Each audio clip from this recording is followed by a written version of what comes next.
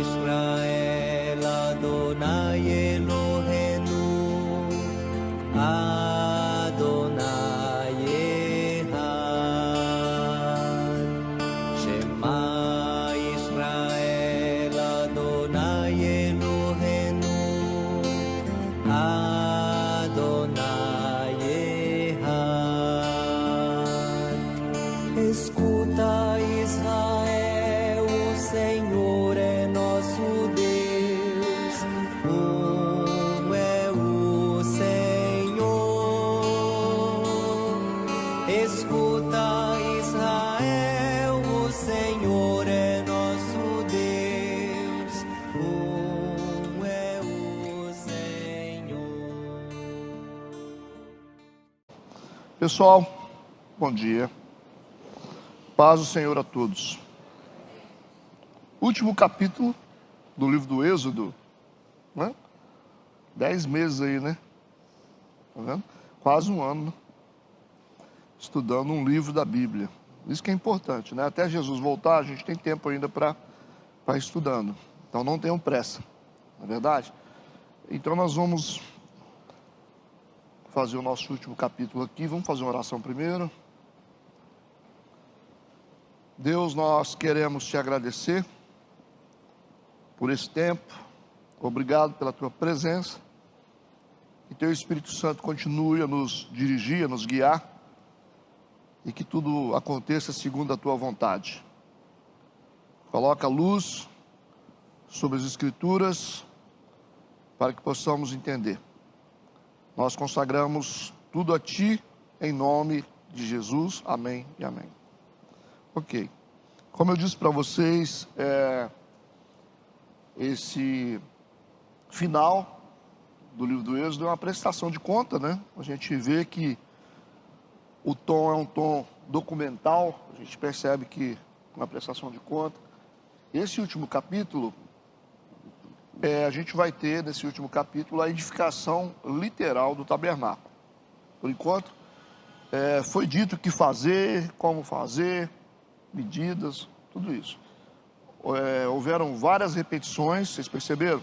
Várias repetições, mostrando a grande necessidade, né, de levar a sério as coisas de Deus. Então a gente vê o livro do Êxodo com essa responsabilidade, né, de que as coisas realmente sejam feitas de forma séria. É isso que ele está tratando o tempo todo. Por isso as repetições, a ênfase, as medidas, né, os detalhes, tudo isso aí, por causa do valor do livro, certo? Então hoje, esse último capítulo, que a gente fecha, na próxima semana a gente começa um novo estudo, nós vamos ver essa obra realmente edificada de forma literal, né? Esse tabernáculo vai ser consagrado, e todos os seus elementos, tudo que tem dentro, inclusive, né, os sacerdotes serão consagrados, e a gente vai ver a resposta de Deus a esse trabalho. Então, isso que é importante. A gente agora fez um condensado de tudo, né? Deus deu a lista do que tinha que fazer, todos os detalhes, os princípios. Os homens responderam, fizeram como Deus mandou. Depois, Moisés vistoriou a obra do tabernáculo, e depois de pronta, né, todos os utensílios prontos, esse tabernáculo vai ser levantado, vai ser edificado. E a gente vai ver o resultado disso depois. Porque a gente pensa que Deus só cobra, né? Deus cobra, seja fiel, seja obediente, ande nos meus caminhos, né? Faça o bem. A gente acha que é só isso, né? A gente às vezes esquece que existe um resultado por trás da obediência. Então esse livro trata disso, né? Edificação, consagração e a resposta de Deus à obediência dos homens que se envolveram nessa obra, ok? Então já dá para a gente entender, né? Tudo que a gente faz para Deus, nada é em vão, nada é em vão. Então vamos lá, eu quero ler alguns versículos para a gente fazer a introdução. Eu quero ler pelo menos 5 versículos. Não fiquem preocupados, porque vocês conhecem o teor, né, e como que funcionam os detalhes. Por isso que Vamos seguir. Versículo 1. Falou mais o Senhor a Moisés, dizendo: no primeiro mês, no primeiro dia do mês, levantarás o tabernáculo da tenda da congregação, e porás nele a arca do testemunho, e cobrirás a arca com o véu. Depois colocarás nele a mesa, e porás em ordem o que se deve pôr em ordem nela. Também colocarás nele o candelabro, e acenderás as suas lâmpadas. E porás o altar de ouro para o incenso diante da arca do testemunho. Então pendurarás a cortina da porta do tabernáculo. Enfim, só uma introdução para a gente poder entrar no assunto, né, para a gente poder compreender os detalhes aqui desse final. Versículo 1 e 2, versículo 1 e 2, deixa eu enfatizar, lendo novamente o versículo 1 e 2, que a gente vai mapear um por um, né? Falou mais o Senhor a Moisés. No primeiro mês, no primeiro dia do mês, levantarás o tabernáculo da tenda da congregação. Então todas as partes do tabernáculo estavam prontas, ok? Com todas as suas medidas e vistoriadas por Moisés. Agora, né, o Moisés vai receber a ordem de Deus para quê? Para erigir, né, para levantar esse tabernáculo. Perceberam? O último capítulo só que trata desse levantar do tabernáculo de forma literal. Por enquanto foram só falas, mas agora nesse final ele vai ser erguido, todas as peças vão ser, né, conectadas, ele vai ser levantado. Lembrando que o tabernáculo é uma analogia do nosso corpo, certo? É uma analogia do nosso corpo, é uma analogia da nossa vida. Ele é muito maior do que o nosso corpo, né? Ele é a analogia da nossa vida, porque o próprio Jesus disse que ele não habita mais em templo ou templos feitos por mãos humanas. Então Deus não habita mais dentro de lugares móveis, né, ou imóveis, né? No caso aqui o tabernáculo era móvel, que ele podia ser deslocado no deserto. E depois vem o templo, que vai ser um imóvel, que era um lugar fixo. Então nessa época Deus habitava em lugares assim. Mas essa também era uma indicação de que Deus iria habitar depois dentro de nós. Por isso que a mulher samaritana perguntou para Jesus: onde é que a gente deve adorar? Porque tinha essa ideia de lugares. A gente vai adorar no Monte Gerazim, porque os samaritanos, eles adoravam a Deus no Monte Gerazim. Na verdade, os samaritanos, eles eram judeus desviados, né? Mas eles tinham uma ideia diferente da proposta dos judeus, mas eram da mesma raiz, certo? É como se o cara está aqui na igreja, ele abre uma segunda igreja, que só imita a visão da igreja metodista.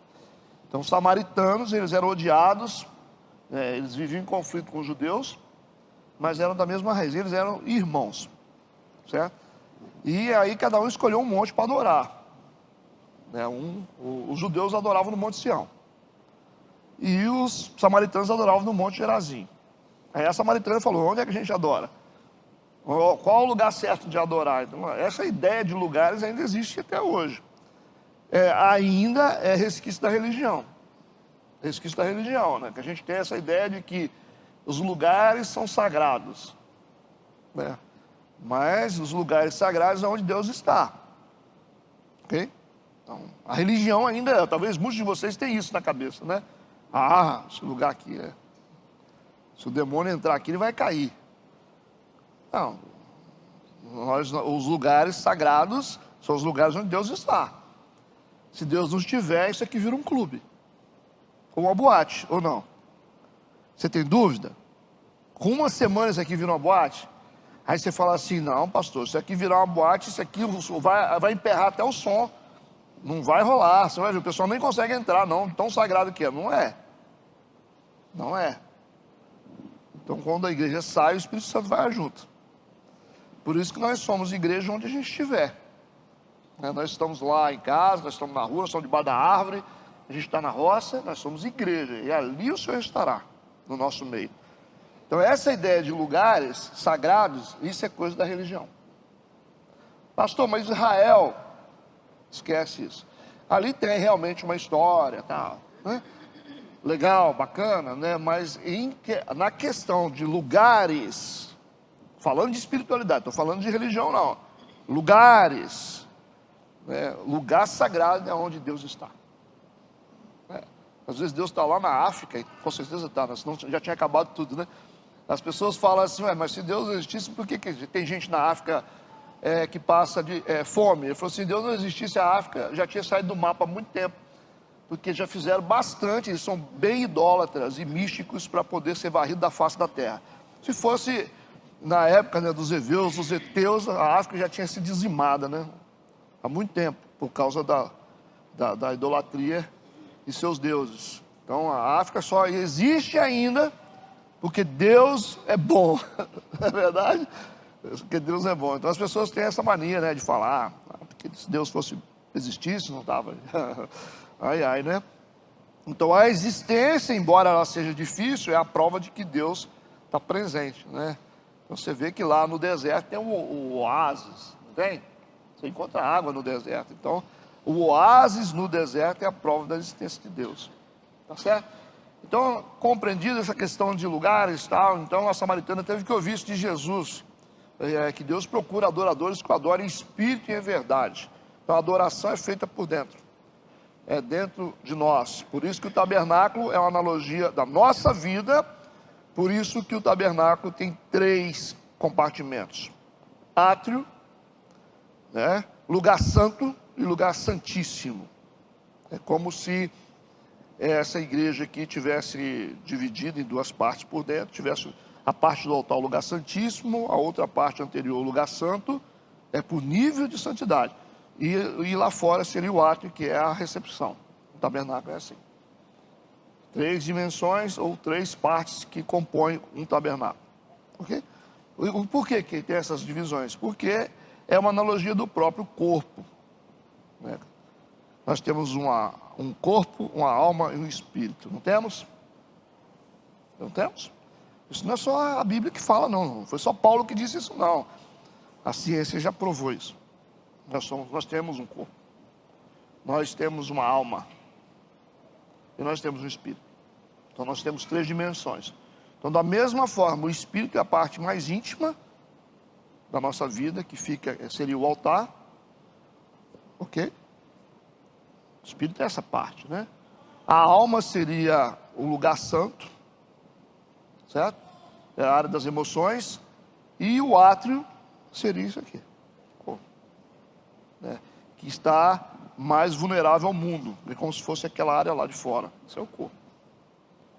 Então você percebe que às vezes você fala, mas como é que eu vou me comunicar com o espírito? A alma humana é o lugar dos sentimentos, certo? E a alma humana, ela é uma ponte de conexão entre o mundo físico e o mundo espiritual. Então você tem o espírito aqui, você tem a alma aqui, você tem o corpo aqui. Então como que o mundo físico, a parte física, vai conectar com o mundo espiritual?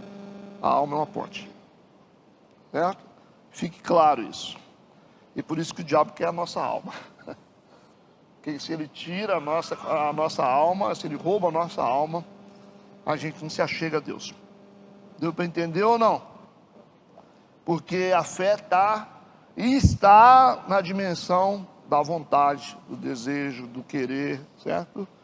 No livre-arbítrio. Por isso a alma é a área dos sentimentos. Por isso que a alma ela é tão importante. Por isso que a alma adoece, a alma fica triste, a alma entra em depressão, fica com raiva, se alegra, é a alma. Entendido?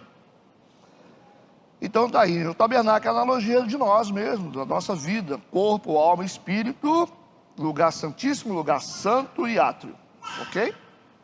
Então aqui está tudo pronto. O trabalho do tabernáculo foi iniciado 6 meses após a saída do Egito.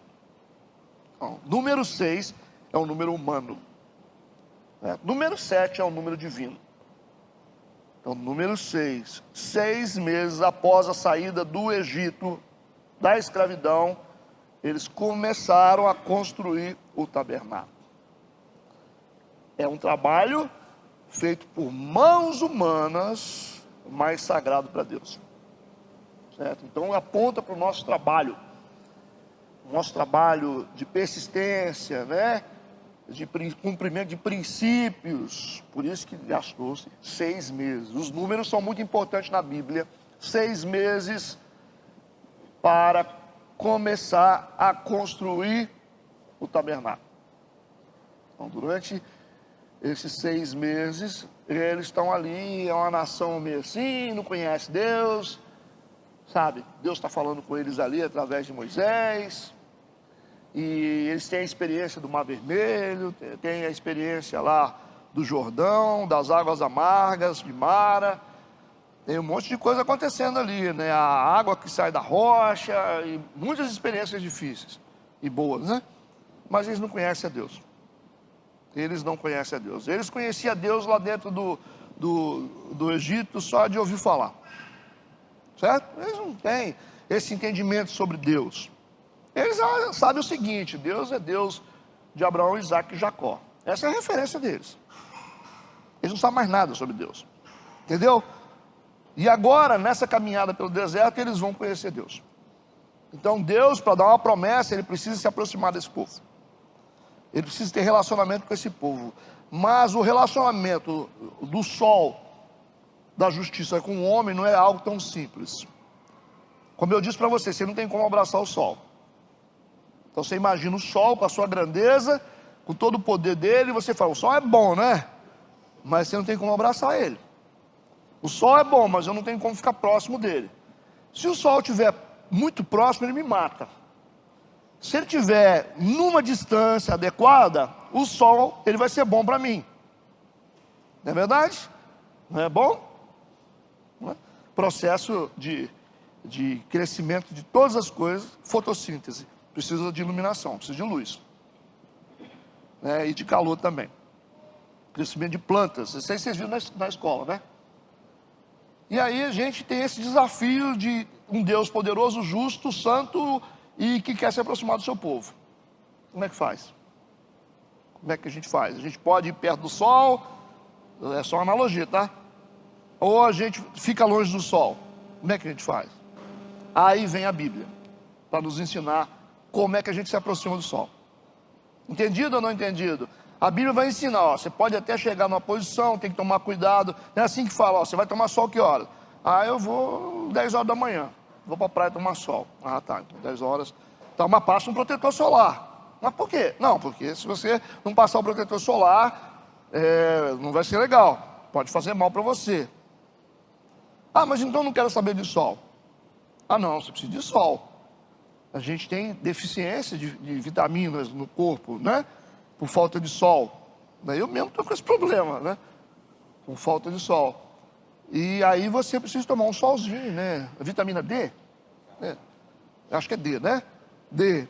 Não, vitamina D, tem que tomar sol. Simples. Aí, então eu preciso só essa, eu não posso ficar sem ele. Puxa vida, como é que faz? Tá, a gente tem que se aproximar dele. Então vamos aproximar. Não pode tanto assim não, senão você vai se queimar. A nossa relação com o sol é uma relação cuidadosa. A gente está numa reunião aqui, a gente não pode ficar exposto ao sol. Tem uma cobertura. Então a Bíblia é um conjunto de princípios espirituais que nos ajuda a se relacionar com o sol sem se queimar. Deu para entender a analogia ou não? A Bíblia é um conjunto de princípios que nos ajuda a se aproximar de Deus, andar com Deus, sem morrer. É por isso que a gente precisa entender Êxodo. É por isso que a gente tem que entender Levítico. É o manual de aproximação. Deus está dizendo: vocês querem que eu vá com vocês? Ah, nós queremos. Ele diz: não é tão simples assim, vocês têm que preparar um tabernáculo. Mas como é que é esse tabernáculo? Não, esse tabernáculo é cheio de coisa, cheio de detalhes, que mostram realmente o que o tabernáculo está mostrando. É Cristo. Então o que ele está mostrando? Cristo em todos os seus detalhes, no ouro que está ali, na madeira que está sendo usada, não é verdade? Nos adornos, nos arranjos, nas coberturas, tudo é Cristo. Os utensílios do tabernáculo, tudo é Cristo. Por quê? Porque Cristo é um mediador entre nós e Deus. Cristo é uma ponte entre nós e Deus. Cristo é o filtro solar que nos permite andar com Deus sem que Ele nos mate. Quem não entendeu o que eu falei? Mas Deus mata, lógico, e muito, hein? Porque Ele é justiça. Justiça é assim, onde tem pecado, a justiça mata. O salário do pecado não é a morte. E por que nós não morremos? Se nós somos pecadores? É porque entre nós e Deus existe Cristo. Por isso que Jesus falou, eu sou o caminho, a verdade e a vida. Ninguém vem ao Pai, se não for por mim. Ninguém se aproxima do sol. Ninguém se relaciona com o sol sem que eu esteja presente. Já deu para entender, né? Está tudo bem aí? Sigamos. 6 meses depois da saída do Egito, inicia-se a construção do tabernáculo. Quanto tempo, pastor, para ficar pronto? Mais 6 meses. 1 ano até o tabernáculo ficar pronto. Desde a saída do Egito até o tabernáculo ficar pronto, 1 ano. Certo? 6 meses até iniciar, 6 meses para completar a obra. Entendido? E tem informação nisso, tá? Nada na Bíblia está por acaso. Então a gente percebe que esse oceano aqui é profundo, né? Então nós temos aqui o trabalho do tabernáculo iniciado 6 meses após a saída do Egito, mas 6 meses foram ocupados na construção. E é interessante que é sinalizado aqui, vocês viram aqui no versículo 2, no primeiro mês, no primeiro dia do mês. Então, era o primeiro ano de liberdade. Então Deus só está considerando esse povo como nação depois que o tabernáculo for erguido. Entendeu isso? 6 meses de saída e peregrinação, até entender que tem que ter um tabernáculo. Então 6 meses foi necessário, para que eles entendessem que para se aproximar de Deus, eles precisam de algo, de um elemento, que representa Cristo, no Antigo Testamento. 6 meses para construir. Está pronto? Tá, Moisés, você vistoriou? Moisés, ok Deus, então pode levantar. E quando é que foi levantado? Exatamente nessa data aqui, versículo 2, no primeiro mês. No primeiro dia do mês. Então era um ponto de sinalização. Deus estava dizendo assim, a partir daqui, vocês começam a ser meu povo. Entendeu isso? A partir desse ponto aqui, vocês são povo de Deus. É a mesma coisa para nós. A gente só se torna povo de Deus, não é quando a gente tem uma ideia, mas quando a gente levanta o nosso tabernáculo. Captaram isso? Quando a nossa vida cria condições para Deus habitar. Enquanto você está no mundo, você é uma pessoa. Quando você aceita Jesus, você ganha a oportunidade de se transformar num tabernáculo, para Deus habitar. Por isso que no batismo, nós recebemos a porção do Espírito Santo. Então nós nos tornamos lugar da habitação de Deus. E para ser habitação de Deus, tem que ser um tabernáculo. E para ser um tabernáculo, a gente tem que preparar o nosso corpo, santificar o nosso corpo. Nós precisamos mudar a nossa vida para que Deus possa habitar em nós. Porque Deus, Ele habita em lugares sagrados. Simples de entender?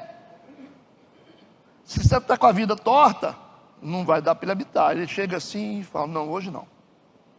Hoje não. Aí você fala, vem Senhor. Ele olha assim, chega na porta e fala assim, não, hoje não, vocês não estão preparados para aguentar o meu peso não. Essas cadeiras de vocês estão muito frágeis ainda. Se eu sentar eu quebro ela. Então para não nos quebrar, para não nos matar, Deus vira somente uma visita. Aí você fica assim, nossa, hoje o culto foi uma bênção, né? Aí você fica todo feliz. Daqui a pouco você sai lá fora e está do mesmo jeito. Aí você fala, nossa, hoje eu senti, hoje eu estou. Aí daqui a pouco você está a mesma pessoa. Por quê? Porque Deus é só uma visitação para algumas pessoas.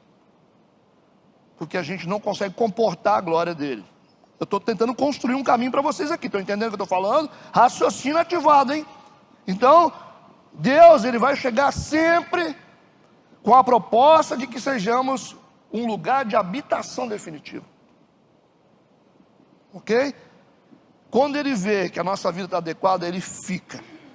Por isso que ele é chamado de Emanuel, Deus conosco. Quando ele habita em nós, aí onde a gente vai, a gente leva Deus com a gente. Certo? Quando João Batista estava vendo Jesus, e ele não tinha certeza se era Jesus ainda, né? Tanto é que mandou perguntar, né? Depois de ter batizado, depois ele manda os discípulos perguntar, né? Jesus falou, olha os milagres aí, olha os sinais, né? Eles vão falar por mim. Mas a orientação de Deus para João Batista era o seguinte: aquele que você vê o Espírito Santo descer sobre ele e repousar, esse aqui é o que batiza no Espírito. Se o Espírito Santo ficar, esse é ungido.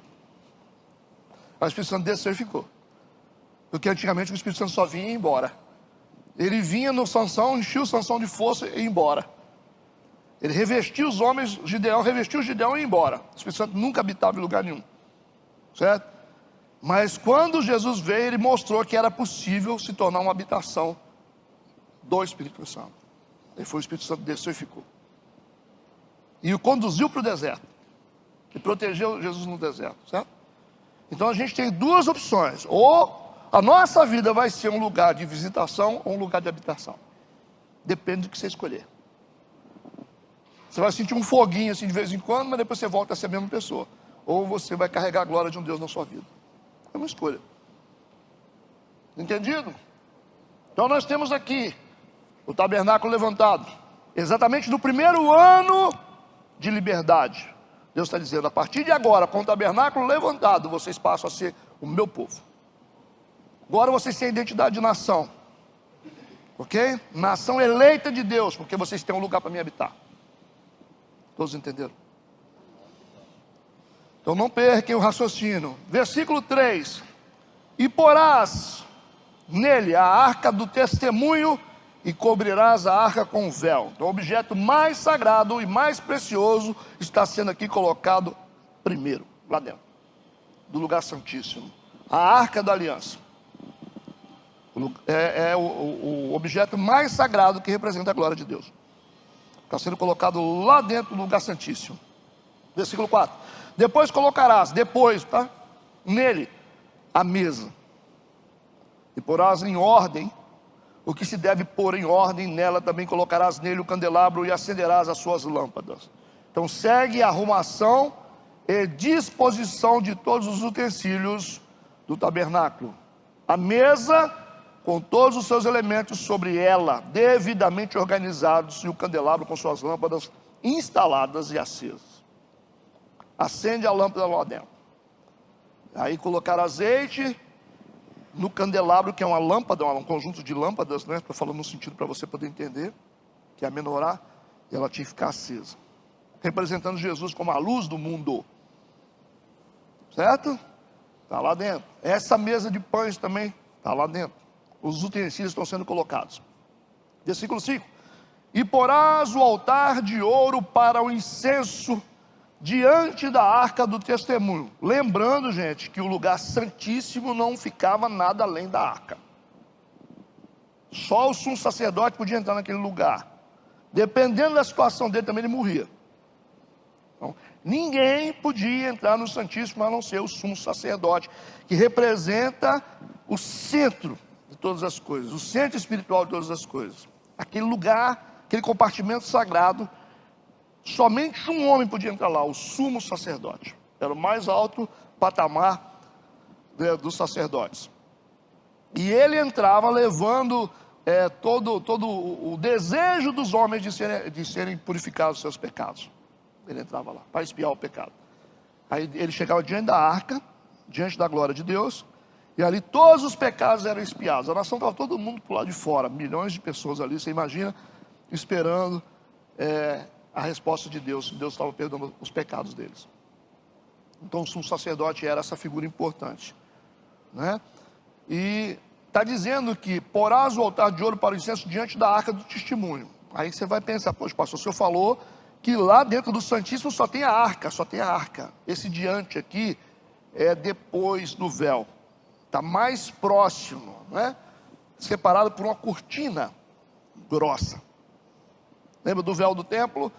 Então, essa mesa, chamada de altar de incenso aqui, está diante da arca, não dentro do Santíssimo, mas mais próximo da arca do que todos os outros utensílios. Então é importante a gente notar aqui o altar de incenso como símbolo das nossas orações. Porque era queimado o incenso, e o incenso, quando é queimado, sobe aquele cheirinho. Não sobe? Para subir aquele cheiro agradável? Exatamente. O incenso era acendido lá, era aceso lá dentro do tabernáculo pelo sacerdote para que esses cheiros enchessem o lugar. Porque era representação das nossas orações. Então a oração é o incenso que a gente queima para Deus sentir o cheiro. Então, como é que é a sua oração? Produz oração aí, né? Pede ajuda do Espírito Santo para que você ore, para que as suas orações subam ao céu. Porque ela tem que subir como incenso. Se Deus gostar do que você está falando, tá? Tiver sinceridade no que você está falando, verdade, não estou falando de palavras bonitas não, tá?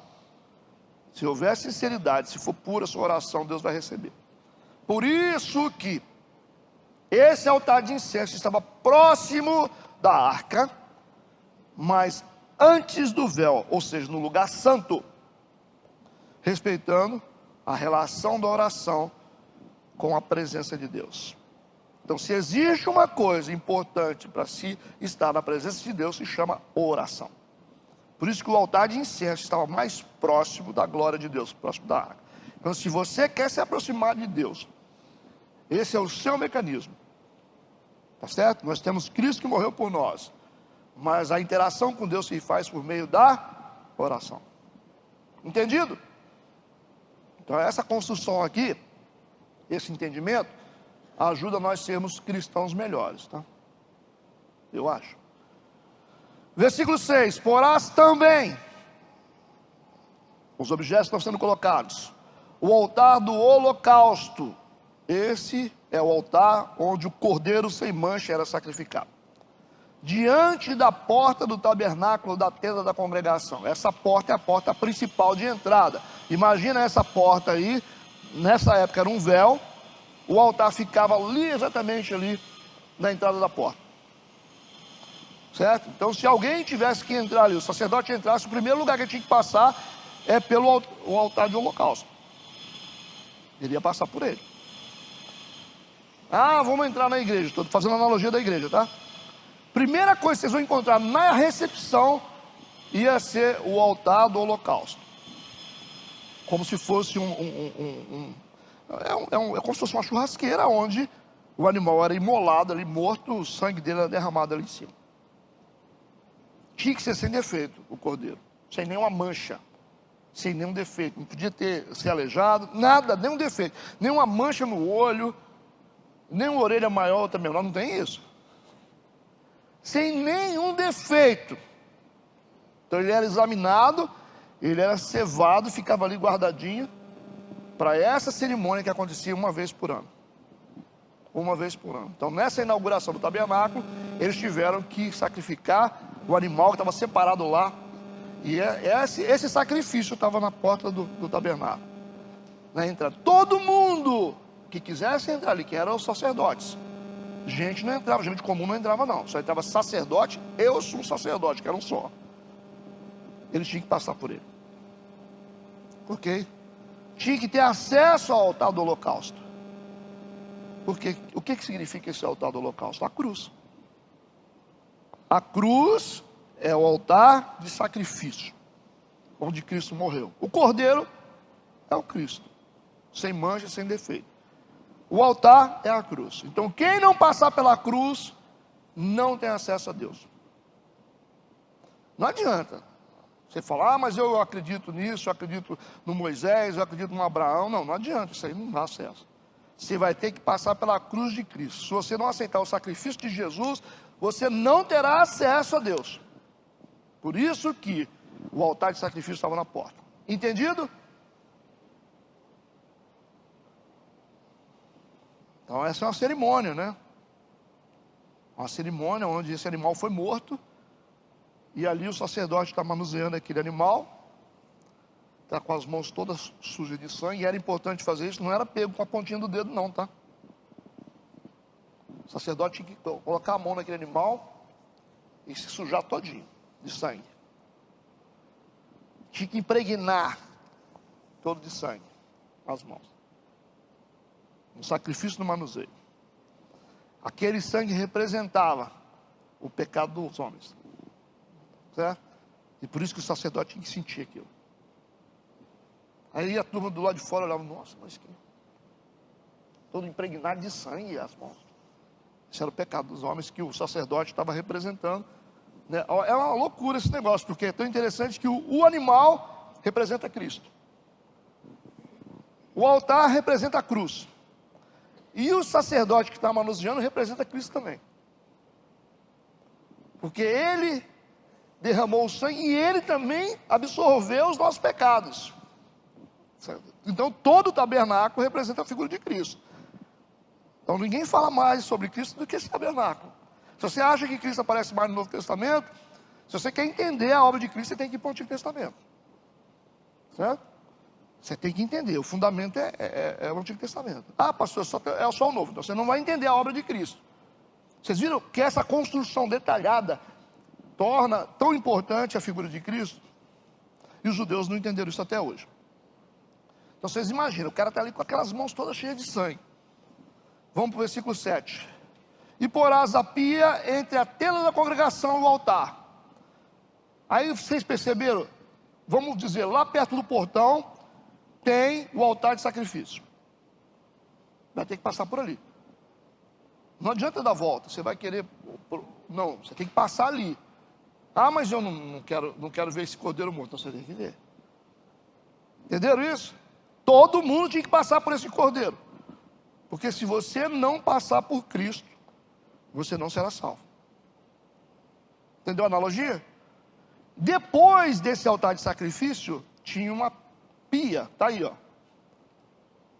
Versículo 7. Essa pia de bronze.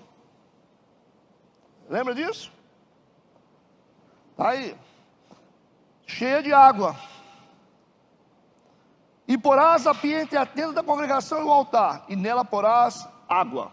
Então, o sacerdote, o que ele fazia? Ele sujava as mãos no sangue. Porque, pastor, mas esse sangue não é puro? Ele se tornou sujo por causa do pecado dos homens. Ele era puro, mas ele foi manchado pelo pecado dos homens. Entenderam isso? Ele pagou o preço. Jesus se fez maldição por nós. Quando ele pagou o preço por nós, o sangue que ele derramou absorveu o pecado dos homens. Lembra quando Jesus amarrou um pano na cintura e começou a lavar os pés dos discípulos? Lembra disso? Ele começou a lavar os pés dos discípulos e enxugar na sua própria roupa. Aí o Pedro falou assim, mas o senhor não pode fazer isso aí não?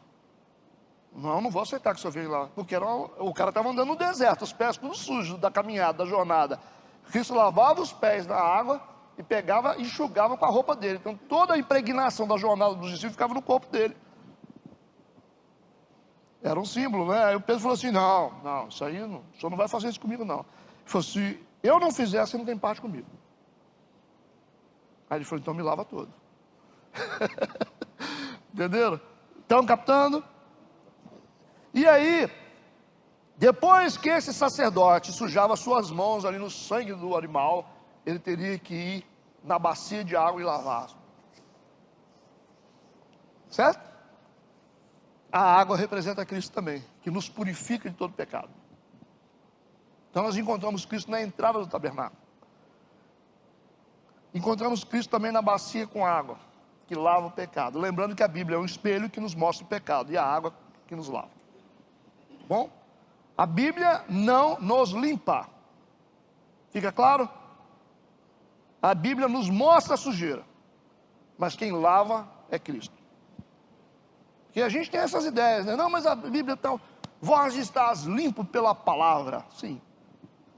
A palavra nos leva à água. A água é Jesus. A Bíblia nos mostra onde é que está o erro, onde é que está o pecado. Por isso que ela é o espelho. Eu preciso que vocês entendam essa lógica, porque senão vocês vão ficar perdidos. Estão entendendo o que eu estou falando? Não perca o raciocínio, senão vocês vão dar sono. É igual assistir filme na Netflix. Se você não presta atenção, perdeu o fio da meada, a melhor forma de ficar acordado é participar e entender. Por isso que eu estou falando pausado e detalhado. Nós temos aí então essa pia, no versículo 7, que representa também Cristo que nos lava de todo pecado. Versículo 8, depois porás o pátio ao redor e pendurarás a cortina à porta do pátio. Eles estão construindo, certo? O átrio era uma área externa ao tabernáculo, como eu disse, versículo 9, então tomarás o azeite da unção. Vocês lembram que esse azeite tinha uma fórmula para preparar esse azeite. Hoje as igrejas respeitam a mesma fórmula, tá? São os elementos bíblicos. Esse óleo que a gente unge as pessoas na igreja, eles respeitam a mesma fórmula bíblica, né? É um conjunto de elementos que você mistura, certo? E depois você consagra, que é um mecanismo de fé. O óleo não tem poder, ele é um mecanismo de fé, ele aciona a nossa fé, para um momento específico. Não há poder no óleo, o poder está em Cristo. É como a gente impõe as mãos das pessoas, não é a mão que tem poder. Aquilo é um mecanismo de ativação de fé. A Santa Ceia é um mecanismo de ativação de fé. Não tem poder nos elementos. Não seja tão idólatra para pensar o contrário, tá? Então a Santa Ceia funciona naquele momento. Acabou o momento, é pão e suco de uva. Não fica preocupado. Ah, pastor, está lá na cozinha, os meninos não estão comendo, deixa eu comer tudo. Senão você é um religioso. Não, pastor, tem que pegar esse pão, esse suco de uva que sobrou, tem que enterrar. Você está doido, cara. Por favor, vai estudar a Bíblia. Saiu daqui, do momento, do ato profético, é pão e suco de uva. Aqui é sangue e é corpo de Cristo. Tá? A igreja hoje aqui é um templo para Deus.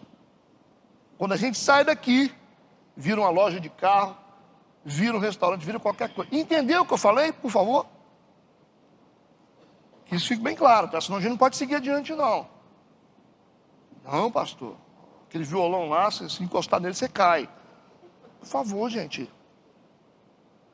O violão em si, não. O que importa é quem está tocando ele. Pega seu violão que você toca para Deus e empresta para o cara que toca lá na boate. Vai funcionar normal. Você acha que não? Entendeu? Mas o religioso acha, não, quando tocar esse violão lá, vai cair todo mundo lá. Não vai cair. Não vai cair. Você pode ficar tranquilo. Da mesma forma como você serve a Deus aqui na igreja, Deus usa você. Quando você não quer mais ser usado, você vai para lá, você apronta todas. Não é assim? A gente está tentando limpar a religião de vocês ainda. Ainda tem alguns resquícios, tá? De gente que acredita em coisas, em lugares, e acredita em objetos. Né? Acha que vai ficar mais santo indo lá em Jerusalém. Não, tem gente que pensa essas coisas. E traz essas ideias para cá, para a igreja, né? Tá certo. Se você vai tomar banho no Rio Jordão, você vai ficar mais batizado. Vai batizar no Rio Jordão. Aí fala assim, não, você tem que batizar no Rio Jordão. Você já batizou? Já, onde você batizou? No Rio Doce. Deus que me livre. A sua unção é pequena. Você tem que... Eu batizei no Rio Jordão. Por isso que eu tenho mais autoridade que vocês. Vocês acham que isso não existe? Hã? Vocês têm dúvida nisso? E por que que essas pessoas vão para Jerusalém para serem batizadas no Rio Jordão e filmam e trazem para a igreja? Porque eles acreditam que eles se tornaram mais santos por causa disso. E a igreja acredita também. Porque é um bando de idólatra. Não é verdade? Vamos esperar o pastor chegar, que o pastor foi numa peregrinação. Esse homem vai voltar cheio do fogo. Você pode voltar cheio do fogo. Você sobe um monte aqui e começa a orar, que você fica cheio do fogo.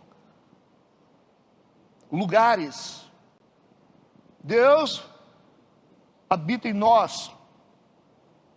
Está entendido isso? Ok? Vamos parar de acreditar em coisas. A gente acredita em Deus só, o poder todo vem de Jesus Cristo. Esse é o desejo de Deus.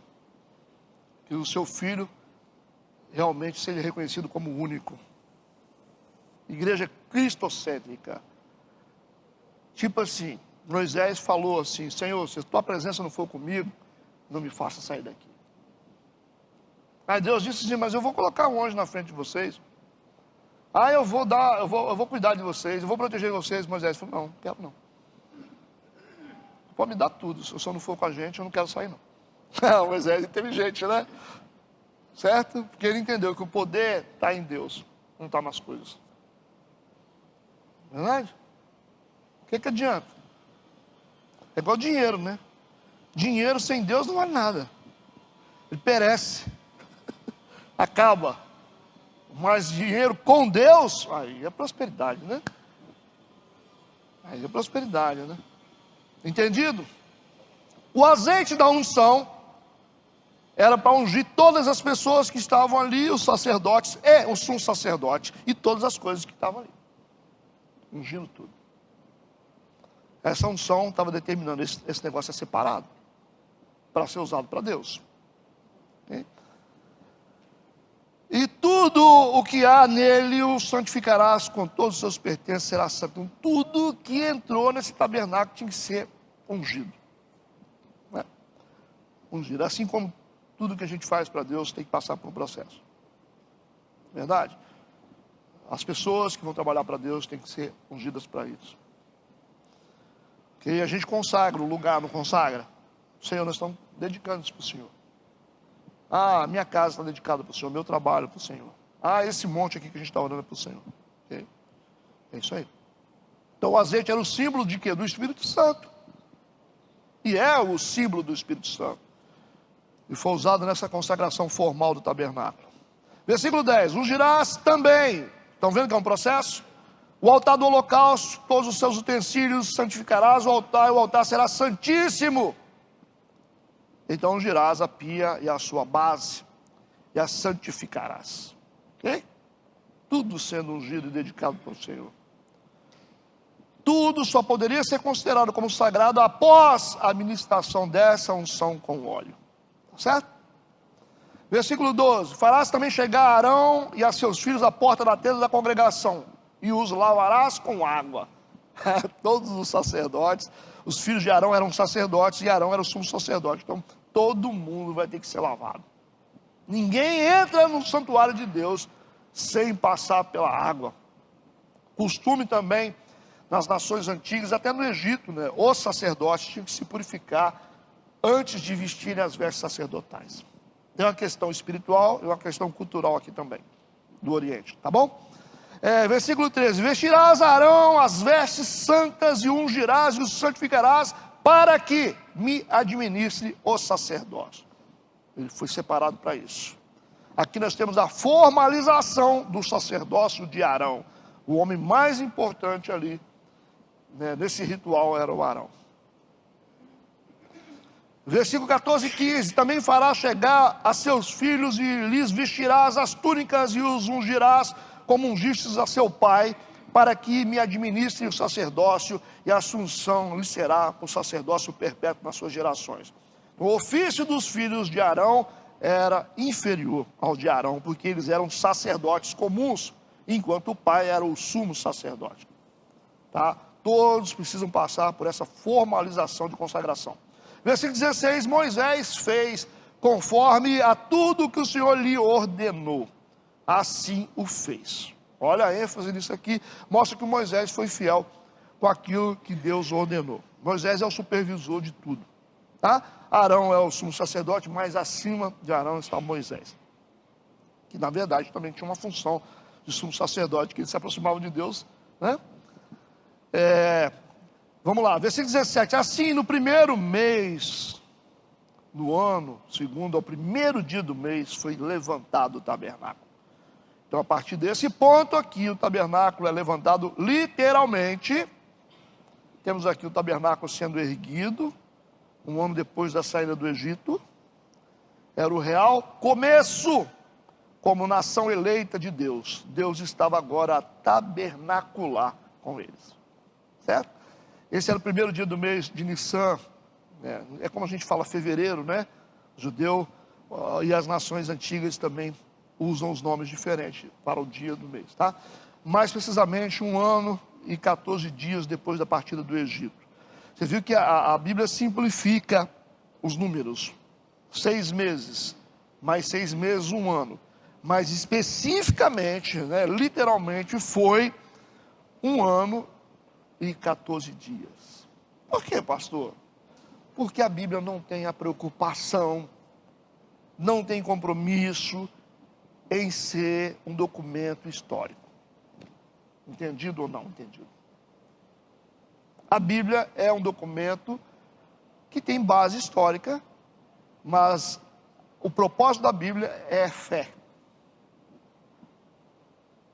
Então não precisa querer estudar história pegando a Bíblia. Ela não tem essa proposta, não tem esse compromisso. Então quando fala 70 anos, pode ser 71. Geralmente ela resume. Ah, pastor, mas quantos anos ficaram nos 400, 400? Ela resume.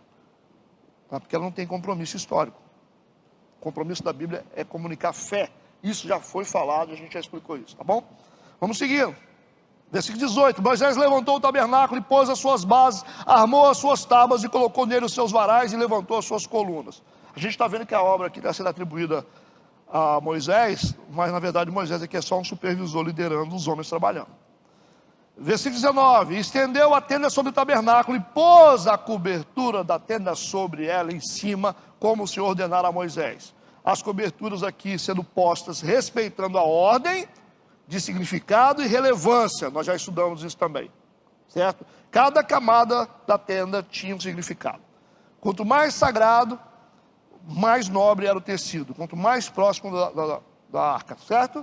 Os tecidos que ficavam na parte superior, em contato com o sol, com a temperatura, o ar, tal, né, exposto, era um tecido mais, ou uma pele mais simples e de menos custo, entendido, né? E assim é a nossa vida, gente, por dentro tem um valor maior do que o nosso valor por fora. Claro isso? O nosso valor interior é muito maior do que o valor exterior. Mas tem gente que inverte. Apodrece por dentro e se maquia por fora e fica bonito comprar roupa, né? Mas por dentro está podre, né? Mas, para Deus, nós temos que estar bonito por dentro. Isso é importante. Ok? Por isso que os profetas, eles eram... Você olhava para eles assim, eles não tinham cara de rei. O próprio Jesus era um homem sem formosura. Cara de peão. A Bíblia não fala? É um homem de dores. É isso aí. Você nunca imaginava. Se você visse Jesus hoje, você vai falar, não, esse não é Jesus. Ele era feio. A Bíblia diz que ele era sem formosura. Um homem do deserto. Imagina os pés, né? A gente tem a imagem do Jesus lá na parede, cara. A gente não, né? Que eu não tenho, né? E eu acredito que vocês também não têm, né? Lá na parede com o olhinho verde. O cabelinho. Ninguém quer comprar um quadro de Jesus. Vocês já viram? A arqueologia já identificou como seria o rosto de Jesus. Quem quer um quadro daquele dentro de casa? Espantar, né? Não é verdade? Ninguém imagina, né? Que como Jesus era. Eles acham que Jesus era bonitinho, de olho clarinho. Mas não era, não. Que para Deus, o importante é por dentro. Ok? Por fora também pode ser legal, mas o importante é por dentro. É igual a arte barroca, né? A arte barroca é assim, você vê por fora, aquela igreja velha, lá no Ouro Preto tem isso, né? A igreja caindo aos pedaços por fora. A mensagem que eles estavam passando. Sempre na igreja tem 500 quilos de ouro. Os artistas estavam comunicando isso. O valor do homem tem que estar por dentro. Estava falando para a sociedade elitizada, né? Aleijadinho fazia isso. Ele estava falando para a sociedade elitizada, o valor do homem está por dentro. Chegava naquela igreja, ninguém dava nada por ela. Ele estava lá dentro 500 quilos de ouro. E aí ele fazia o contrário também. Ele, do lado de fora, ele fazia uma igreja bonita. E por dentro ela toda destroçada. Eu estava dando uma mensagem. Os artistas dão as suas mensagens, né? E os que não entendem ficam comendo mosca. Tirando foto, né? Os políticos ficam tirando foto lá do lado de fora. Não sabem a mensagem que esses caras estão passando. Né? Enfim. Versículo 20. Tomou o testemunho e pô-lo na arca. Colocaram os 10 mandamentos das pedras, né? As tábuas de pedras. Colocou dentro da arca. Colocou os varais na arca para carregar e pôs o propiciatório em cima da arca e tampar a arca. Está indo para o lugar dela. Versículo 21, introduziu a arca no tabernáculo e pendurou o véu da cobertura e cobriu a arca do testemunho com o Senhor, como o Senhor ordenara a Moisés. Então cada móvel, cada utensílio no seu lugar. A gente só está equipando a casa. Versículo 22, pôs também a mesa na tenda da congregação, ao lado do tabernáculo, para o norte, fora do véu. Então essa é a mesa dos pães ázimos, ou pão da proposição, ou algumas traduções de preposição, que significa pão que é oferecido para Deus. E o sacerdote tinha que comer desse pão só. Tá? E estava localizado no lugar santo. Por isso que a expressão é fora do véu. Tá? A mesa de pães ficava no lugar santo, não no Santíssimo, representando Cristo como o pão da vida. Então cada móvel desse representa Cristo. Versículo 23, e sobre ela pôs em ordem o pão perante o Senhor, como o Senhor ordenara a Moisés. A gente tem ordenança ligada com a ordem. Então os pães, assim como todas as coisas do tabernáculo, seguiam um princípio de ordem. Tinha que ser organizado. Tá certo? Então assim, quando o cristão gosta das coisas organizadas, isso não é toque não, tá? É porque tem que ser assim mesmo. Tá? A precisão chama a atenção de Deus. Ok? Quem trabalha com medida aqui sabe o que eu estou falando. Precisão. Até o animal que era cortado tinha que ser colocado em ordem em cima. Certo? Tudo tinha que ser em ordem. Tudo tinha que ser organizado. A rainha de Sabá, quando ela entrou no templo de Salomão, que é a analogia do reino de Deus, ela ficou impactada com o quê? Com a ordem. A primeira coisa que mexeu com ela foi a ordem. Até a roupa dos servos de Salomão era perfeita. Acho que ela olhou até a altura das coisas, como que era a manga. Ela olhou e, como pode ser isso? Muito, tudo organizado. As mesas eram alinhadas. Você podia olhar assim, as mesas tudo retinho. Isso que ela viu. Cada coisa no seu lugar. Então isso chama a atenção de Deus. A ordem. Né? Ah, não, pastor. Você sabe exatamente quando você vai ter a presença de Deus, quando você colocar dedicação no que você faz. É garantido. Garantido. Estuda, ensaia, treina, faz bem feito. Você vai ter a presença dele garantida. Ele é atraído pela ordem. Qual é a ambição de Deus, gente? No sentido da palavra santo, tá? Qual é a ambição de Deus? Já falei com vocês. Ordem. Deus se move por ordem. Deus ama a ordem. Tudo que é feito com organização chama atenção. Vocês chegarem aqui, se as cadeiras estiverem bagunçadas, como é que vocês vão se sentir? Então, a ordem chama atenção, a desordem tira atenção. Ou não? Se eu tivesse com o óculos quebrado aqui, sem a perna, vocês iam ficar só olhando para o óculos. Vai tirar a atenção do que é necessário. Entendeu isso? Então, isso é uma aula que os cristãos não aprendem, cara.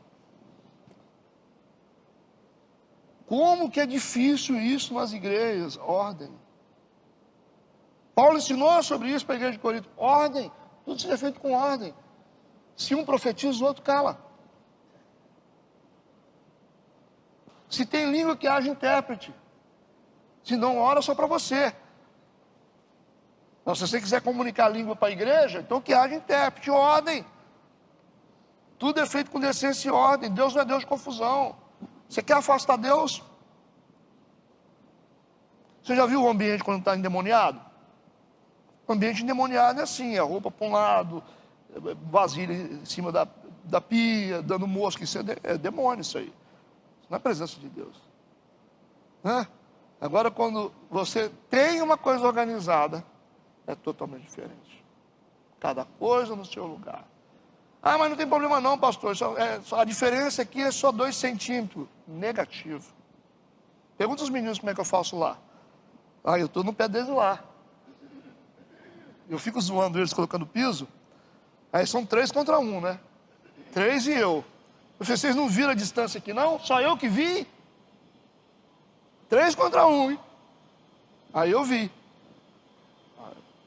Porque eu sei, se as medidas daquele piso, se for dentro de um padrão, isso torna o ambiente mais propício à presença de Deus.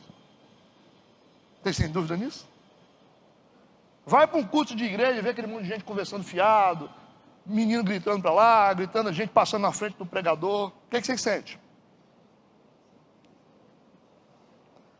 Tem igreja que eu vou pregar, nem se me pagar eu vou, mas uma conversaiada, gente conversa aqui, com a gritaiada, aí menino gritando, que loucura! Falei, gente, como é que pode? Como é que você vai entender a Bíblia? Não consigo. Aqui ainda tem barulho ainda, mas a gente está tentando melhorar isso. Para isso tem mais de 17 mulheres lá atrás cuidando de criança. Para isso, olha o trabalho, nossa igreja não é tão grande. A última conta que eu fiz tinha 17, mas pelo que eu vi, estão me roubando meus obreiros tudo, já deve ter umas 20 já lá atrás, envolvido com criança. Tudo quanto é mulher que aparece, criança. Criança, eu falei, acabou. Ela levanta tudo e vai embora do culto. Por quê? Para tornar um ambiente tranquilo. Porque a criança realmente faz barulho, né? Mas a gente tem que criar uma logística na igreja para que as coisas a gente possa absorver. Você tem uma projeção de um lado, projeção do outro, um ambiente silencioso. A didática é para que haja compreensão e aproveitamento. Isso tudo desenvolve igreja, gente. O diabo é ladrão da palavra. Quanto mais você foca na palavra, mais você cresce. Esse é o nosso alimento. Alimento não é vir na igreja. Alimento é poder absorver a palavra de Deus. E se esse ambiente aqui não der conta, a gente vai para o meio da rua. Mas que possamos, né? Jesus subia num barco e ficava em cima das águas ali, pregando para o pessoal. Não cabia ele na terra, tanta gente que tinha. Entenderam? Então, por favor, em nome de Jesus, lutem pela ordem, pela organização. Cada detalhe é importante para Deus. Se você estudar o livro do Êxodo e você não entendeu isso, então não tem jeito. Não vai ter jeito não. Até os pães têm que ser organizados. A arca tem que ter medida? Tem. E está registrado aqui, isso aqui é um documento, tá? Todos os detalhes. Nada menos do que isso. Bate na mesa da sua empresa e diga, eu quero esse negócio certo. Tá certo? Bate na mesa quantas vezes for necessário. E diga, eu quero esse negócio funcionando certo. Mas mais ou menos não serve para mim não. Mais ou menos todo mundo faz. E não reclama não, tá? Vocês que são funcionários, não reclama não. Que o meu patrão, ele gosta das coisas tudo certinho. É o mínimo que nós temos que fazer como cristãos, é fazer as coisas certinho. É o mínimo que a gente tem que fazer. Se nós que somos um povo que chamados povo de Deus, se a gente não souber o que é princípio de ordem, não tem jeito. Aí você vai ter tudo, menos a presença de Deus. Por favor. Eu me preocupo com tudo, cara. A minha cabeça funciona nisso o tempo todo. Se tiver aqui um ambiente aqui na igreja, a gente chegou na igreja, pergunta os meninos, se a música estiver muito barulhenta, eu já falo, música muito barulhenta. Isso não é música para esse momento. No momento que a gente chega, tá? É um momento, E se a música começar a batucar demais, diminui, olha lá, eu vou lá e falo, diminui. Tem que ficar atento. Muito alto. Dá a impressão que não é igreja. Não diminui. Mas diminui. Tudo tem que ser assim. Cronômetro para começar culto. Já viram isso? Por quê? Porque tempo é coisa preciosa. Ah, pastor, o culto não é 7h30? Já é 8, pastor, cadê? Não tem nada pior do que isso, não é? Você está ali sentado, você chega na hora, aí o culto não começa, 7h40, 8 horas, não vai ter... Não, é porque nós estamos esperando o quê? Quem não chegou, quem espera, que fica lá fora, meu amigo. Nós vamos começar. Então tudo tem que ter hora. Deixa solto, deixa solto.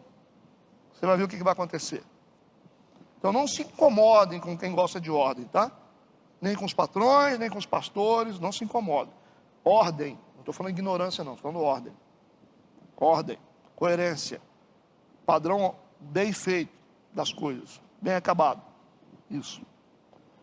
Crente tem que ser terror de pedreiro, tá? Tem que ser, tem que assombrar os pedreiros. Não, não tá bom não, irmão. Não, não tá bom não. Cadê seu metro? Cadê seu nível? É assim que a gente tem que fazer. Nós temos que ser pesadelo deles. Não só de pedreiro, mas todo mundo da construção civil. Fica a dica. Deus me livre, me guarda. De que eu achar um cara que preza dentro de um padrão bíblico pela ordem, nós vamos canonizar ele. Porque eu vou te falar a verdade. Quem nunca teve o coração abalado quando vai construir alguma coisa, hein? Misericórdia. Deus é mais. Vamos seguir. Então os pães foram postos em ordem. Versículo 24. Pôs também na tenda da congregação o candelabro na frente da mesa, ao lado do tabernáculo para o sul. E acendeu as lâmpadas perante o Senhor, como o Senhor ordenara a Moisés. Até a posição. Mesa de pães de um lado, candelabro do outro. Tudo na posição que Deus mandou. O candelabro foi colocado à esquerda de quem entra no tabernáculo, oposto à mesa dos pães. Então esses dois elementos representam a figura de Cristo. Por isso que precisam ser colocados em ordem. Porque um é a mesa de pães, Cristo é o pão da vida. O outro é o candelabro, Cristo é a luz do mundo. Certo? Versículo 26. E pôs o altar de ouro na tenda da congregação, diante do véu. Novamente, a posição do altar de incenso é repetida devido à sua relevância. Percebe que o altar de incenso é de ouro, porque é altamente sagrado. Ele não é de bronze, ele não é de prata, ele é de ouro, porque ele está próximo, mais próximo da Arca da Aliança. Está antes do véu, do lugar santo, porque representa as nossas orações. Nada mais sagrado do que oração, ok? Entendido o que eu falei? Versículo 27, acendeu sobre ele o incenso de especiarias aromáticas, como o Senhor ordenara a Moisés. Gente, como o Senhor ordenara a Moisés, está mostrando como Moisés foi obediente àquilo que Deus mandou. Como dito anteriormente, né, o incenso usado em conexão com as cerimônias religiosas. As nações antigas usavam incenso, no serviço do tabernáculo também foi usado, e esse incenso era oferecido pela manhã e à noite, só para você entender, no acordar e no deitar, oração, símbolo expressivo da oração. Isso aí você vai encontrar em Salmo 14, Apocalipse 5 e Apocalipse 8, falando que o incenso são as nossas orações. Versículo 28, pendurou também a cortina da porta do tabernáculo, ou seja, essa é a cortina principal da entrada. Versículo 29, pôs o altar do holocausto à porta do tabernáculo da tenda da congregação, e sobre ele ofereceu holocausto e oferta de alimentos, como o Senhor ordenara a Moisés. Certo? Então a cerimônia de sacrifício do holocausto aconteceu ali naquele momento, o animal foi sacrificado, ou seja, esse tipo de cerimônia está acontecendo aqui agora. Tá? É o tempo de dedicação do tabernáculo. Então o animal foi morto, literalmente morto ali, e nesse momento o tabernáculo foi levantado. Versículo 30 e 31, pôs também a pia entre a tenda da congregação e o altar, e nela pôs água para lavar. E Moisés e Arão e seus filhos nela lavaram as suas mãos e os seus pés. Por que isso? Porque eles tiveram que fazer o ritual de sacrifício. Então está acontecendo assim, nesse momento de dedicação do tabernáculo, o animal foi sacrificado, certo? eles se lavaram, está tudo acontecendo agora. O ritual está em curso. Versículo 32, quando entravam na tenda da congregação e quando chegavam ao altar, lavavam-se como o Senhor ordenara a Moisés. Moisés está ali vigiando todo mundo. Os sacerdotes se purificam antes de entrar no santuário. Versículo 33, levantou também o pátio ao redor do tabernáculo, do altar, e pendurou a cortina da porta do pátio. Assim Moisés acabou a obra. Ponto. Certo? A edificação dessa obra magnífica aqui, com a riqueza de detalhes e princípios de obediência, traria um resultado óbvio. Certo? Terminou a obra, levantou o altar, o tabernáculo, sacrificou o animal, todos estão purificados. E por que Deus pede essas coisas? Agora vamos ao desdobramento disso. Versículo 34. Então, esse que é o então, né? Esse que é o então que a gente sempre espera aqui na igreja, né? Depois que a gente faz as coisas certas, depois que a gente cumpre os princípios, que a gente obedece a Deus, né? Então, a nuvem cobriu a tenda da congregação. Deus chegou na casa. Então você olha tudo isso, né, que foi feito, todos os detalhes. 6 meses construindo um tabernáculo de madeira de acácia, de ouro, de bronze, de prata, linho fino, tanta coisa para receber uma coisa chamada glória de Deus. Shekinah. Então você olha para o tabernáculo e todas as coisas que estão lá dentro. Tem tanto trabalho que deu para fazer aquilo lá. Só para ter a presença de Deus. Só para isso. Estou falando só para você pensar. Né? Então olha o preço que esse povo está pagando. Porque esse ouro, essa madeira foram entregues pelas pessoas, gente. Cada um trouxe, vocês lembram lá? Cada um tinha que trazer uma quantidade de ouro, de prata e madeira. Foram eles que trouxeram tudo isso. Para quê? Estão pagando o preço pela glória de Deus. Aí vem a pergunta: qual é o preço que a gente paga pela presença de Deus? A gente chega atrasado, a gente não tem compromisso, a gente não ora, a gente não ensaia, a gente não prepara. É assim que a gente faz? Vamos cantar aquela mesmo, tá bom? Não, vamos pregar, bota o dedo na Bíblia aí, vamos pregar. Pessoal, Deus vai usar a gente, né? É assim? Aquele papo de religião que diz assim: o importante é que Deus recebe qualquer coisa. Não é assim? Não esquenta na cabeça não, irmãzinha. A irmãzinha falou assim: não, mas eu não ensaiei, eu não sei cantar. Não, irmão, importa é o seu coração. Pode cantar sem saber. Não é assim? A religião não ensinou isso para vocês? Só que a Bíblia não ensina isso não. A Bíblia não ensina isso não. Aí vem 3, 4 irmãos, vão cantar o quê? Nós vamos cantar a ovelhinha de Jesus. Aí começa assim: não, começa você. Aí começa aquela bagunça na frente. Tudo errado. Aí todo mundo fica constrangido. Aí o sistema religioso fala assim: não, gente, não preocupa não. O importante é que Deus recebe tudo. Acho que vocês não leram a Bíblia não. Davi era um tangedor. Tangedor era um especialista na arte de tocar. Quando tocava, o espírito mal saía do corpo de Saul. Que isso? Então nada que você faça, o que você faz que não tem sacrifício e dedicação, Deus não recebe. Só isso. Só isso. Simples de entender. Você conhece quando o cara tem um ministério ruim? Quando ele não se dedica, quando não se preocupa, quando não estuda. Cadê a sua olheira? Não vi sua olheira não. Você vai fazer uma conferência amanhã? Cadê a sua olheira? Não tem não? Estão entendendo o que eu estou falando? Não sei. Ué, meu amigo. Não tive tempo. Você faz o que de noite? Se vira. Pastor, você está sendo radical. Eu não estou sendo radical. Tem músicos aqui, tem pregadores aqui, tem estudantes aqui. Quando vocês querem passar num concurso, o que é que vocês fazem? Vocês estudam? Vocês estudam, né? Tem que estudar? Tá certo. Não, Deus não abre a porta assim sem estudar, não? Tem que estudar, né? Quando você vai ensaiar a casa, você tem que ficar... Fica enjoa o seu ouvido? Bastante? É isso aí. Se não tiver alguém reclamando dentro de casa, esse músico não presta. Tem que enjoar, rapaz. A mãe tem que falar, pelo amor de Deus, esse troço não para de tocar de noite. Esse cara está preparando algo para Deus. Entendeu o que eu falei?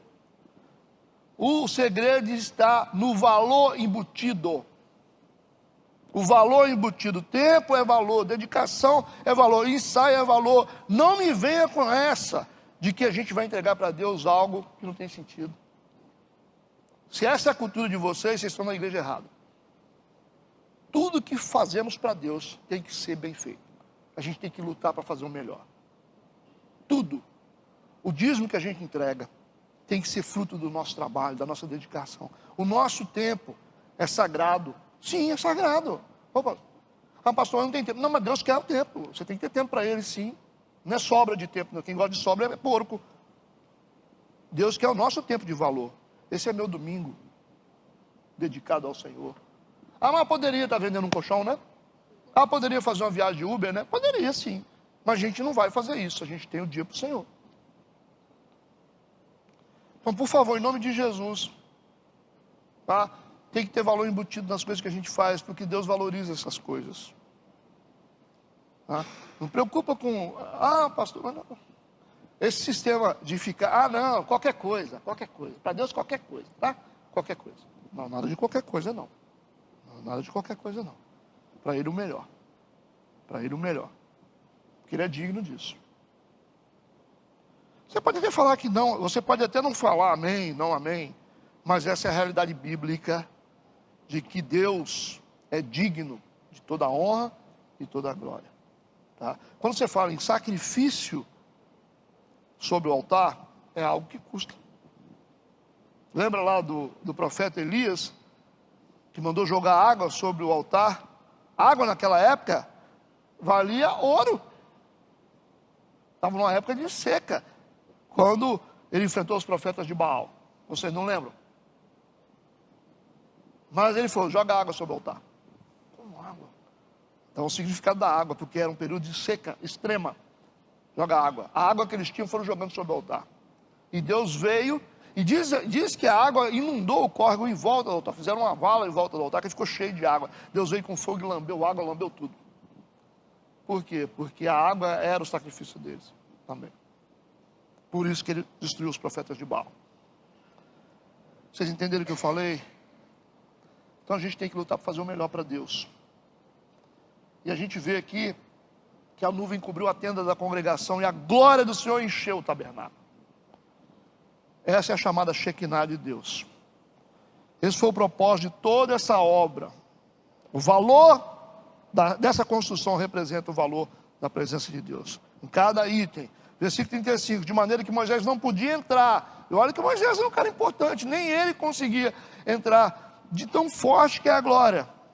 Aqui Deus coloca Moisés na condição dele de homem, e nem ele podia entrar na tenda da congregação, por conta a nuvem permanecia sobre ela. Nem o Moisés tinha primazia da presença, só Deus encheu a casa, e o Moisés nem ele conseguia passar para dentro.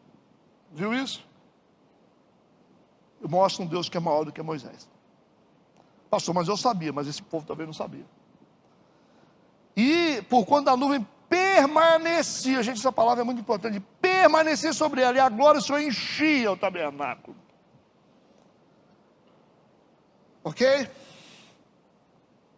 Versículo 36, quando pois a nuvem se levantava de sobre o tabernáculo, então os filhos de Israel caminhavam em todas as suas jornadas.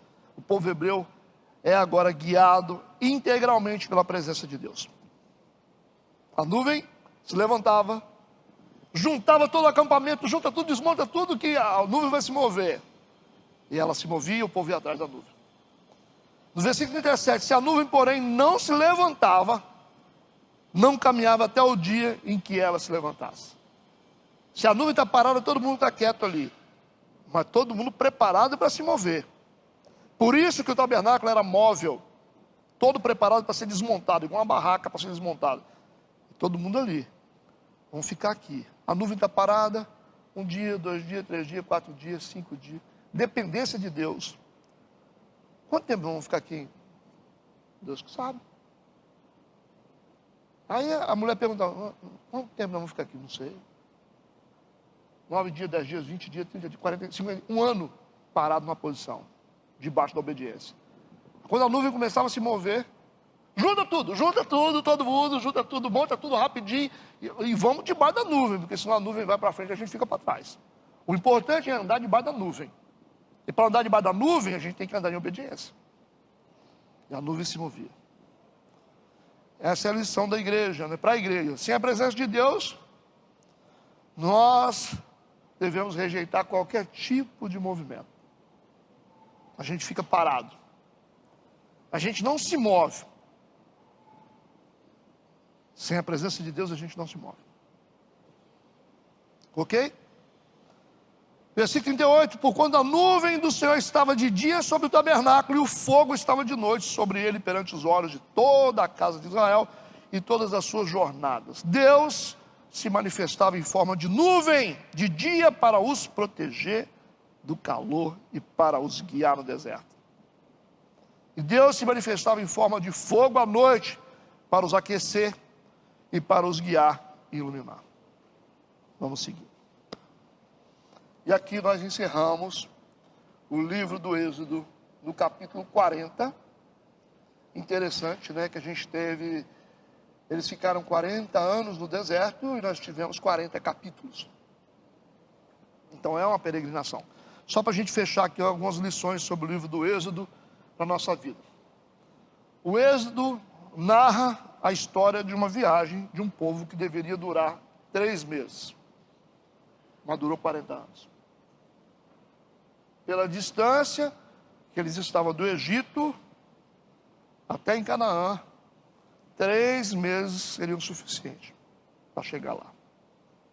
Mas durou 40 anos por falta de preparação, por desobediência.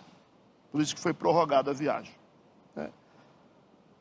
E por isso que o livro do Êxodo é composto de 40 capítulos. 40 anos, 40 capítulos.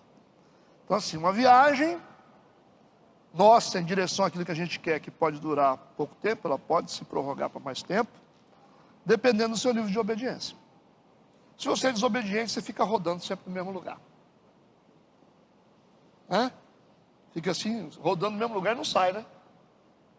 Esse é o problema. Quando a gente começa a obedecer, a gente anda para frente. Quando a gente desobedece, a gente roda. Ainda bem que a gente roda, né? Ainda bem, né? Pior se Deus acabasse com a gente. O livro do Êxodo foi narrado para dar instrução a respeito da lei moral. É uma introdução à lei moral. Né? Porque a gente tem a lei moral, a gente tem a lei cerimonial, que o livro de Levítico vai falar sobre isso, sobre as cerimônias, e temos a lei judicial também, composta desse Antigo Testamento do Pentateuco. Então o Êxodo é a introdução da lei moral, falando como obedecer, como se portar, como agir na presença de Deus, como se relacionar com as pessoas. Então é isso que o livro do Êxodo propôs para nós. O Êxodo deve ser sempre lembrado e atualizado, porque é uma figura constante da nossa própria vida, como cristãos. Ele tem que ser lembrado e atualizado, porque a gente está exatamente no Êxodo. A gente saiu do mundo, que é o Egito, e estamos indo para o céu, que é Canaã. Então nós estamos dentro do Êxodo, certo? Exatamente. O povo de Israel saiu do Egito como escravos, peregrinou 40 anos no deserto, depois entraram em Canaã, certo? Nós saímos do mundo na nossa conversão e estamos indo em direção à nossa cidade celestial. Então a gente está no Êxodo, a gente está no caminho. Então por isso que ele tem que ser lembrado e atualizado sempre. A gente tem que aplicar o Êxodo nos nossos dias, porque é uma figura da nossa própria vida. Você vai ver escrito no Êxodo 23, versículo 9, que Moisés diz assim: também não oprimirás o estrangeiro, pois vós conheceis o coração do estrangeiro, porque fostes estrangeiros na terra do Egito. O Êxodo é para isso. Cuidado que vocês estão fazendo com gente que é estrangeiro, que vocês também foram estrangeiros. Então ele está sempre dando essas lições para a gente. Outro ponto importante, o livro do Êxodo nos ensinou que a escravidão é um produto do não conhecimento de Deus e não cumprimento de princípios. A escravidão é o produto do não conhecimento de Deus. Se a gente não conhece Deus, nós somos escravos. Conhecereis a verdade vos libertará. Por isso que eles não conheciam a Deus, estavam dentro do Egito. Quando eles saem do Egito, eles começam a conhecer a Deus. Certo? Então, se você conhece, você é livre. Se você não conhece, você é preso. Por isso que o livro do Êxodo, ele é um compêndio de princípios espirituais. Nos ensina o que a gente precisa cumprir para ser livre. O livro do Êxodo também não é uma ficção. É real. Certo? Mas também não é um manual de história. Gravem isso, porque vocês podem ser questionados a respeito disso. O livro do Êxodo não é uma ficção, Moisés existiu, tá? E todos os protagonistas aí, as pessoas que aparecem, tudo é real. Mas também não é um manual de história. Tá? Por quê? Porque o livro foi feito para transcender a história. Ele não foi feito um manualzinho de história, a gente vai lá pesquisar. Não é feito para isso. Você quer estudar história, você vai procurar outro livro. Você não vai procurar o livro do Êxodo e não vai procurar a Bíblia. Que a Bíblia não é um livro de história. Tá? Ela não tem esse compromisso, não tem essa responsabilidade de te dar dados exatos. Porque a Bíblia, ela transcende isso, a história. Ela leva a gente para uma dimensão de fé. É só uma base que nos conduz a um entendimento muito mais profundo do que história. História, qualquer cara aí estuda história, qualquer pessoa. Né? Então, não é um livro sobre hebreus e egípcios. O Êxodo é parte da experiência dos hebreus com os egípcios para falar da experiência humana. O livro tem somente base histórica. Certo, Renatinho? É isso? Então não precisa cobrar. Quando alguém vier falar com você sobre data, mas esse número aqui, esquece isso. Não dá confiança, não. Tá? Mas quem veio primeiro? O Moisés ou o Jó? Não se preocupa com isso, não. Não é esse o propósito. Há quem diga que Jó é uma figura, né, análoga àquilo que Deus quer ensinar. Para mim, tanto faz. O importante é que o livro de Jó está ali. E os princípios têm que ser seguidos. A história do Êxodo foi contada depois de ser vivida. Tá? Lembra disso que o Moisés, ele teve a experiência e depois a história foi escrita. Depois de muitos anos. Porque a única comunicação que eles tinham era a comunicação oral. O povo hebreu não tinha esse costume de ter um cara para escrever. Um cara do lado para escrever. Isso acontece depois de uns anos. Então, eles tinham só tinha a tradição oral. Moisés falava, um falava para o outro falava para o outro. Isso passou mais de 80 anos até ser escrito. Não tinha registro, só viveu escrito. Não tinha escrito na hora. Houve a experiência e depois a experiência foi escrita. E aí isso é bom, né? Porque a escrita tem a intenção de educar a gente moralmente, né? Então a gente vê aqui que Moisés viveu e depois contou a história. Então o que está escrito aqui é vida.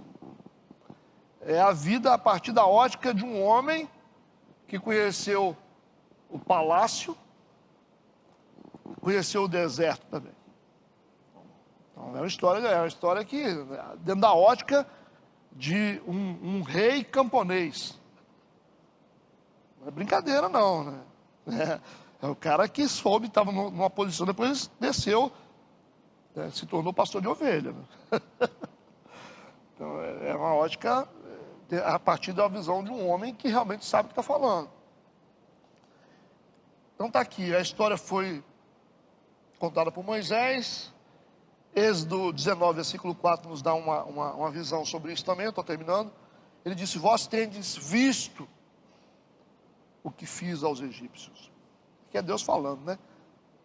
Pela boca do Moisés. Vós tendes visto o que fiz aos egípcios, como vos levei sobre as asas de águias e vos trouxe a mim.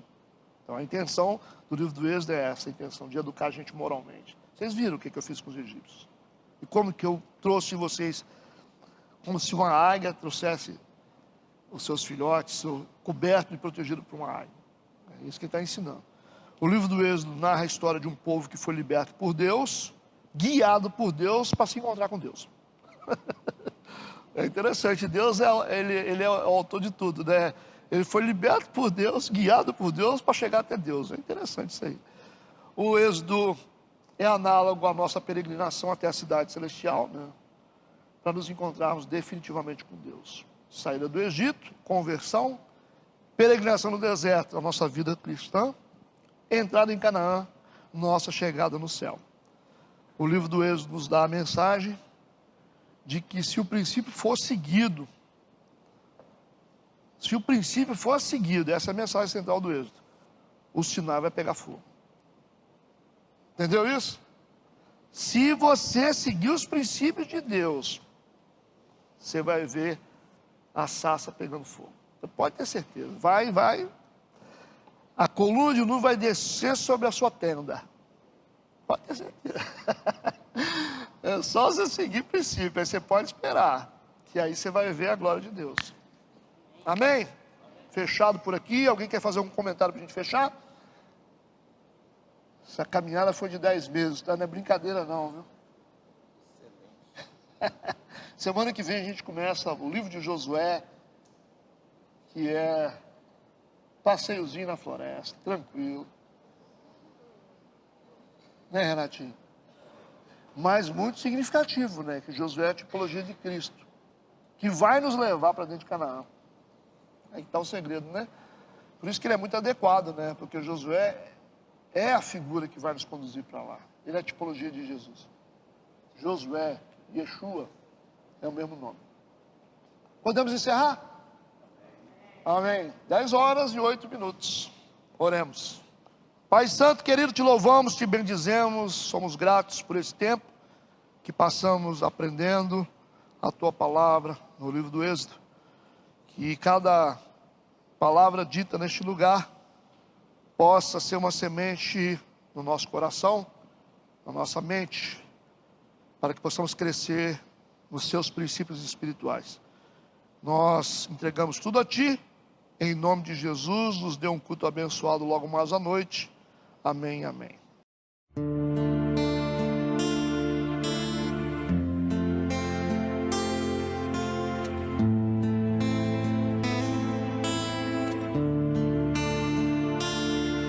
Shema Israel Adonai Eloheinu Adonai Echad.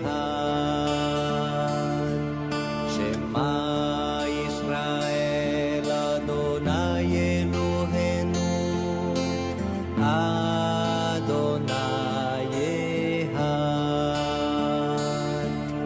Escuta Israel,